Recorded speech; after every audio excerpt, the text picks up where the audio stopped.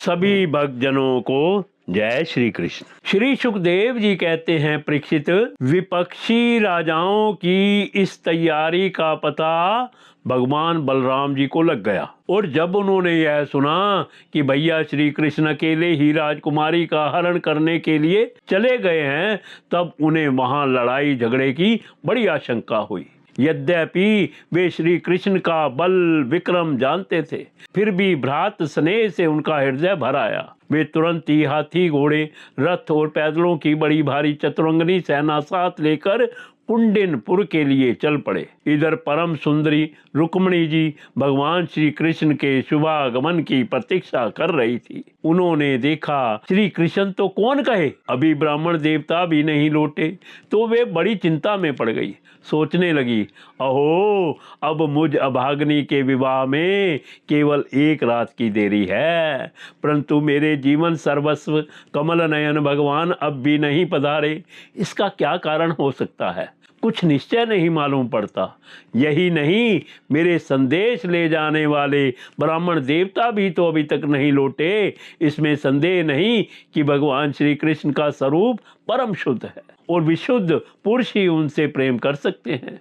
उन्होंने मुझ में कुछ न कुछ बुराई देखी होगी, तभी तो मेरे हाथ पकड़ने के लिए, मुझे स्वीकार करने के लिए उद्यत होकर वे यहाँ नहीं पधार रहे हैं। ठीक है, मेरे भाग्य ही मंद हैं। विधाता और भगवान शंकर भी मेरे अनुकूल नहीं जान पड़ते। यह भी संभव है कि रुद्र पत्नी गिरिराज कुमारी सती पार्वती जी मुझसे अप्रसन्न हो। परीक्षित, रुक्मणी जी इसी उधेड़ बुन में पड़ी हुई थी। उनका संपूर्ण मन और उनके सारे मनोभाव भक्त मंचोर भगवान ने चुरा लिए थे। उन्होंने उन्हीं को सोचते सोचते अभी समय है ऐसा समझकर अपने आंसू भरे नेत्र बंद कर लिए।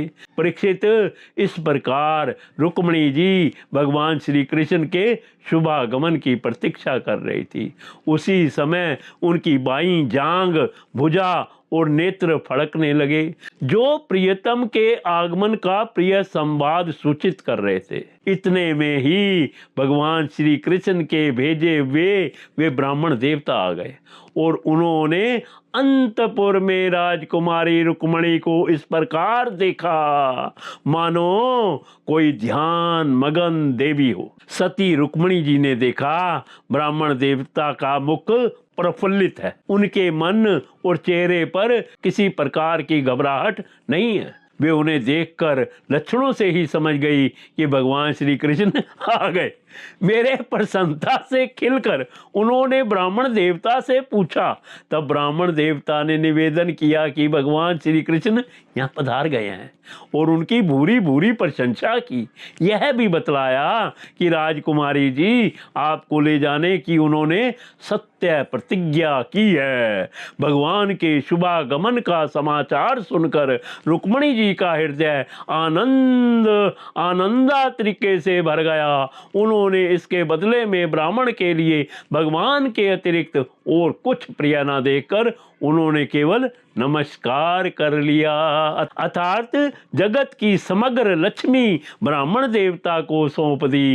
राजा भीष्मक ने सुना कि भगवान श्री कृष्ण और बलराम जी मेरी कन्या का विवाह देखने के लिए उत्सुकतावश यहाँ पधारे हैं, तब तुरही, भैरी आदि बाजे बजवाते हुए पूजा की सामग्री लेकर उन्होंने उनकी अगवानी की और मधुपर्क, निर्मल वस्त्र तथा उत्तम उत्तम भेंट देकर विधि पूर्वक उनकी पूजा की। चमक बड़े बुद्धिमान थे, भगवान के प्रति उनकी बड़ी भक्ति थी।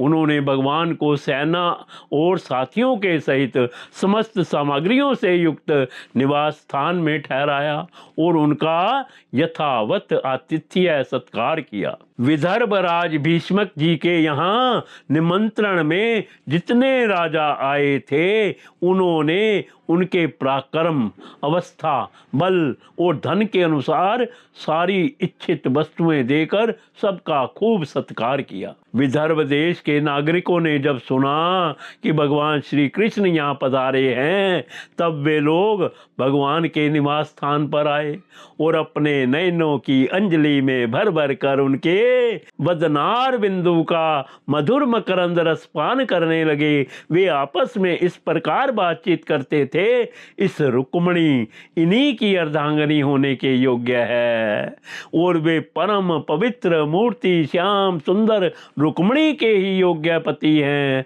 दूसरी कोई इनकी पत्नी होने के योग्य नहीं है। यदि हमने अपने पूर्व जन्म या इस जन्म में कुछ भी सत्कर्म किया हो तो त्रिलोक विधाता भगवान हम पर प्रसन्न हो और ऐसी कृपा करें कि श्याम सुंदर श्री कृष्ण ही विदर्भ राजकुमारी रुक्मिणी जी का पाणी ग्रहण करें।